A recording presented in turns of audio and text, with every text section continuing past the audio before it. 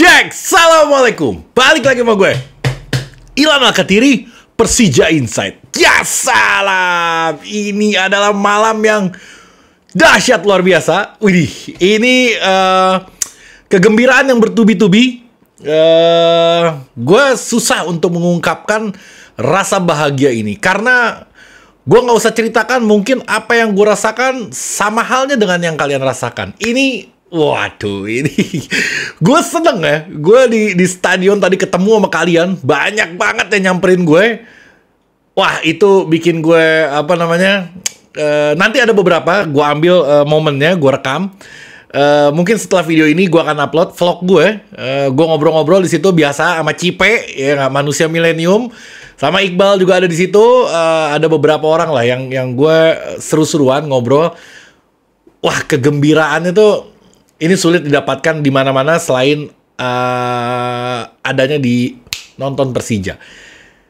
Gak bisa gue ungkapkan.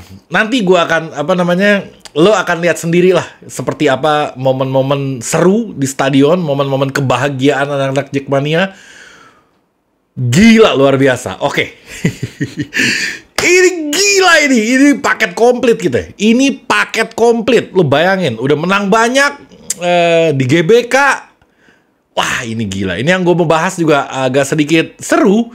Tapi gue nggak akan detail karena ini langsung banget. Gue begitu balik, gue bikin nggak keburu. Udah mau mendekati subuh. Jadi gue nanti mungkin setelah video yang gue upload berikutnya, yang berikutnya lagi gue akan lebih detail menganalisa detik demi detik pertandingannya. Tapi di sini lo harus dengar apa yang akan gue sampaikan. Tapi sebelumnya seperti biasa, sholat. Gue nggak pernah lupa untuk mengingatkan kalian sholat, karena ini yang gue harapkan. Jadi sholat dulu, baru nonton gue. Jadi lo nontonnya tenang dan enjoy. Jangan lo utamakan nonton gue, baru lo melaksanakan sholat lo. Takut-takut ada apa-apa setelah nonton gue sebelum lo melaksanakan kewajiban lo itu. Oke. Selain itu like juga, penting banget. Like itu sangat penting buat gue. Gue jarang minta subscribe, walaupun lo subscribe gue girang. Tapi like itu bagi gue menambah rating yang luar biasa untuk video gue. Jadi kalau lo like, kaget YouTube-nya, waduh ini orang disukain banyak orang nih ternyata. Lalu video gue disebarin kemana-mana dan muncul di beranda kalian. Mungkin salah satu dari penonton gue ini tiba-tiba muncul dan muka gue di berandanya, pencet, ya salam. Akhirnya gue ingetin untuk sholat. Jadi mungkin aja, gue berharap, bukan mungkin aja, gue berharap kalau kalian melaksanakan apa yang udah gue ingetin. Oke? Gila, ini luar biasa. Oke.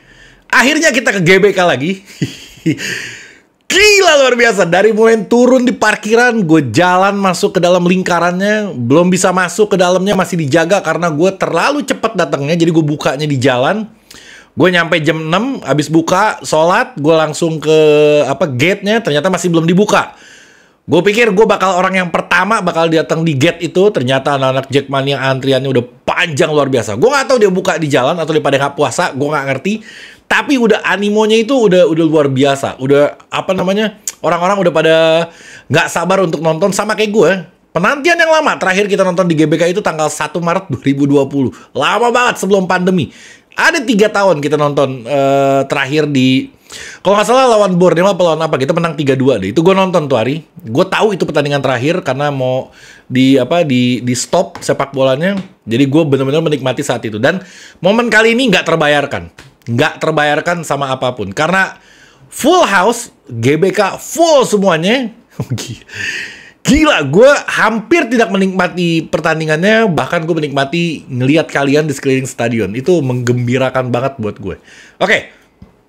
Jadi akhirnya masuk ke dalam gate itu, muter di pelatarannya GBK, indah banget. Anak-anak Jackmania datang, wah kita tegor-tegoran. Itu momen-momen yang paling gue suka sih selain nonton pertandingannya. Momen-momen ketemu kalian tuh gue happy banget. Gue merasa disupport abis-abisan sama kalian.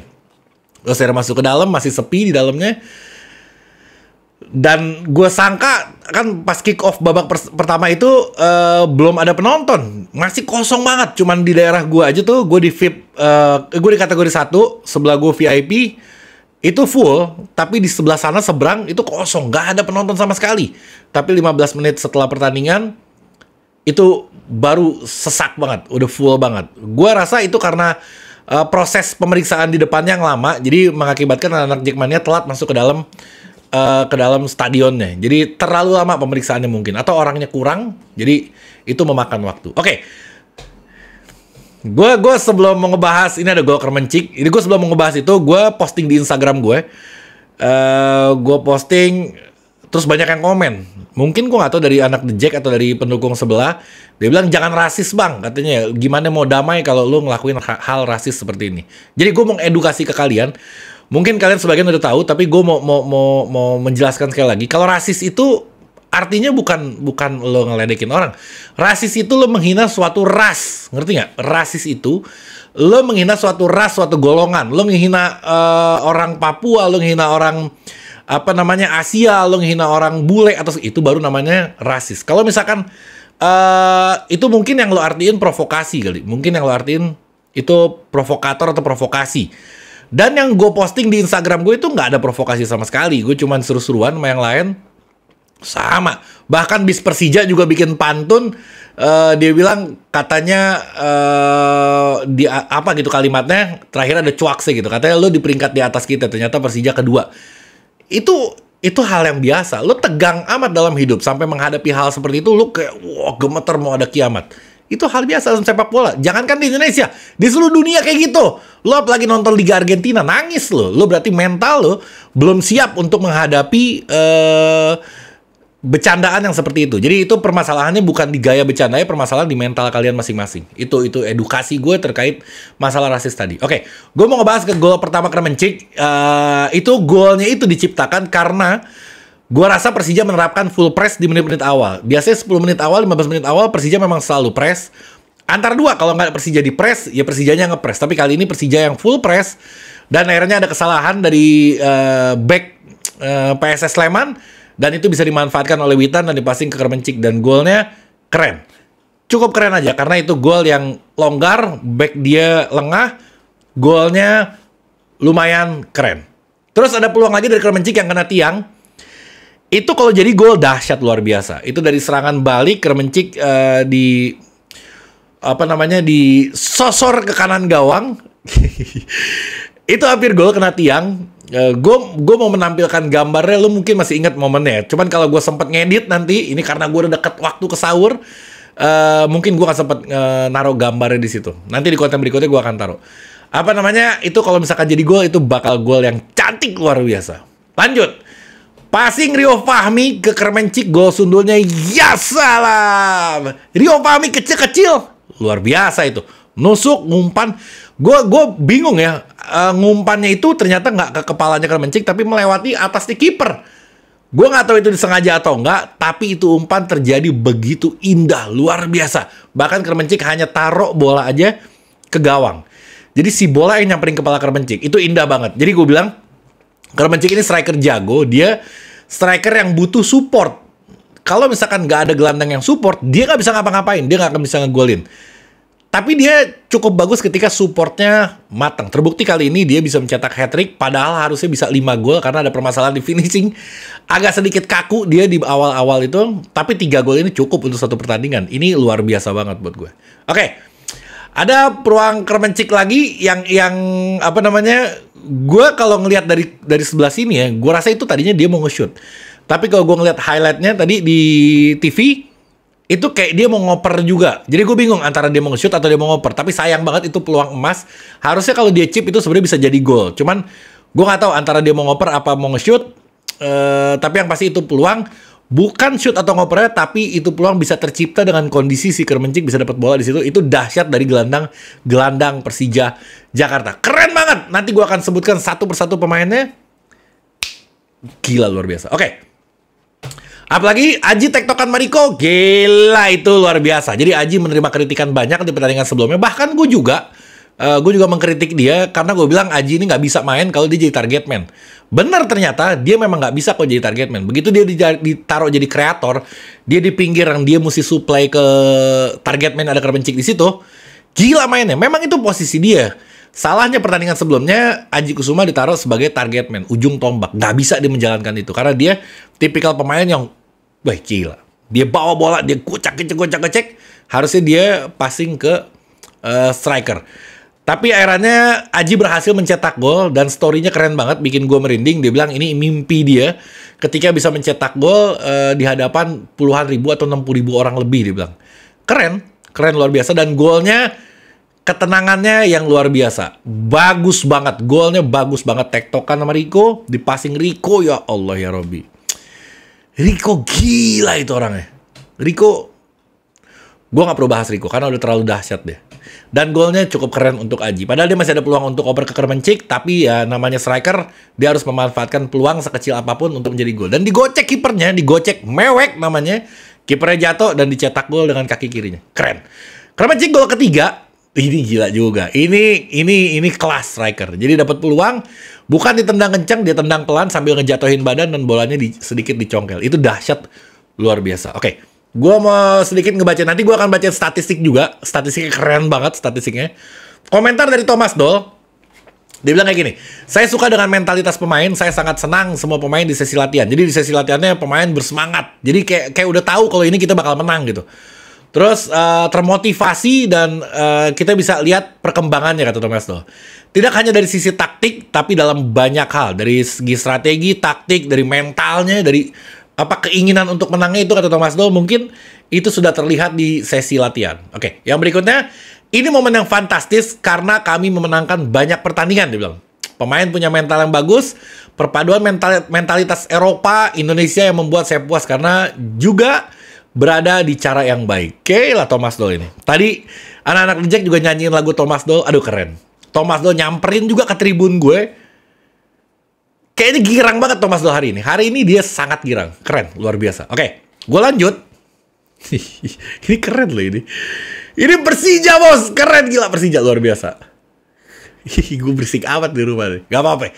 Biarin pada bangun, sekalian sahur. Soalnya gue lagi girang. Oke, Thomas Doll juga puji Rizky Fandi. Dia bilang Rizky Fandi ini pemain yang layak masuk timnas dan dia bermental Eropa. Dan Rizky Fandi ini pemain yang paham akan strategi yang ingin Doll terapkan. Rizky Fandi bisa menjaga duel 1 lawan 1 dan dia menghambat pergerakan 2-3 pemain lawan. Kata Thomas Doll kayak gitu. Bayangin, keren gila ini orang. Sehebat apa coba Rizky Fandi. Gue gak kebayang Thomas Doll sampai memuji dia setinggi itu.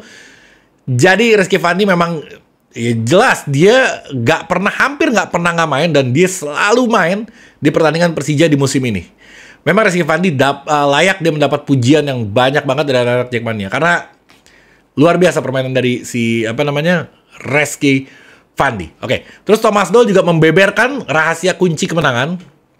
Dia bilang, kami memulai laga dengan sangat baik. Kami bisa menciptakan peluang di menit awal yang tadi. Saat kami mencetak gol di menit ketiga, hal itu meningkatkan kepercayaan diri kami. Jadi setelah Kermencik golin, mental naik, pastilah. Apalagi didukung sama anak Jackmania. Anak Jackmania terlalu keren untuk dibahas. Keren banget. Oke, terus kami memulai laga dengan sangat baik.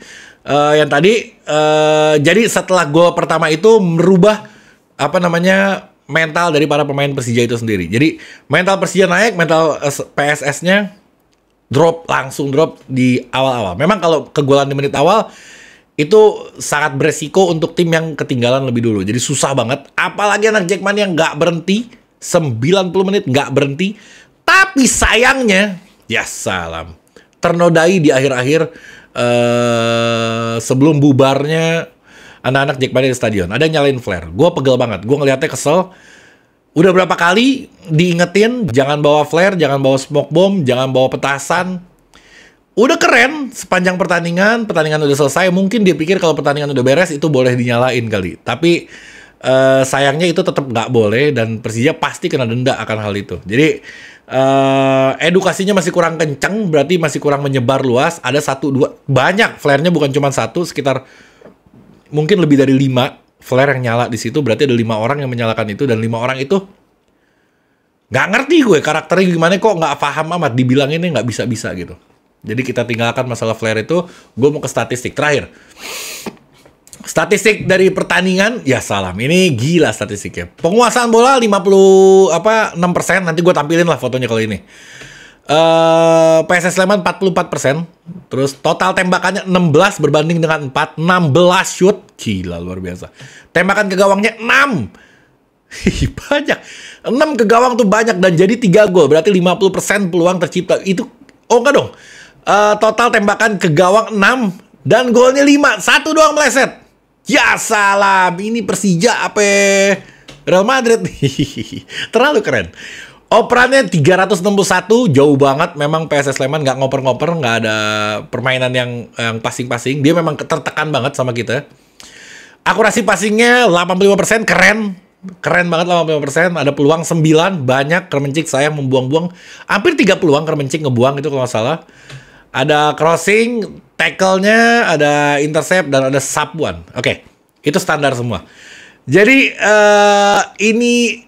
Waduh, gue mau menggambar. Gue gak ada persiapan sama sekali bikin konten ini sebenarnya. Jadi gue ingin mencurahkan apa yang gue rasakan aja. Dari mulai masuk ke stadionnya, dari mulai di dalamnya, dari mulai keluarnya jalan pulang. Itu momen yang harusnya kita bisa rasakan setiap minggunya sih. Itu karena itu kebahagiaan itu menghilangkan penat kita, menghilangkan pusing kita itu bisa seminggu ke belakang dan seminggu ke depan karena kegembiraan itu. Jadi gue sangat girang. Gue gak tahu kalian girang apa enggak. Coba lu komen di bawah seberapa bahagia kalian. Karena gue gak mau bahas kubu sana ya, karena bingung ya. Gue mau ngebahas tapi terlalu sensitif ternyata orang-orangnya. Gue sindir dikit aja ngamuk-ngamuk. Gue bahas dikit aja anak di Jackmania bilang fokus Persija. Jadi lu pada nggak bisa dikasih yang berat-berat karena mental kalian nih sebenarnya bukan lo ya, mental dia pada nih sebenarnya belum sekuat kita orang. Jadi gue nggak akan bahas dia, cukup karena kesian lagi kena musibah. Lagi kena musibah, kesian banget. Gak apa-apa ya, tapi yang penting kita pikirkan kegembiraan kita tanpa kita memikirkan kesedihan mereka. Oke, cukup. Nanti abis ini gue akan ngupload vlog gue, beberapa momen menarik di sana. Setelah itu gue akan bikin video lagi mengenai pertandingan ini dan gue akan membahasnya secara detail. Dan nanti ada rumor-rumor juga. Ya salam, ini yang paling lo doyan. Rumor-rumor transfer banyak. Ini bakal rombak gila-gilaan. Gue juga gini ya.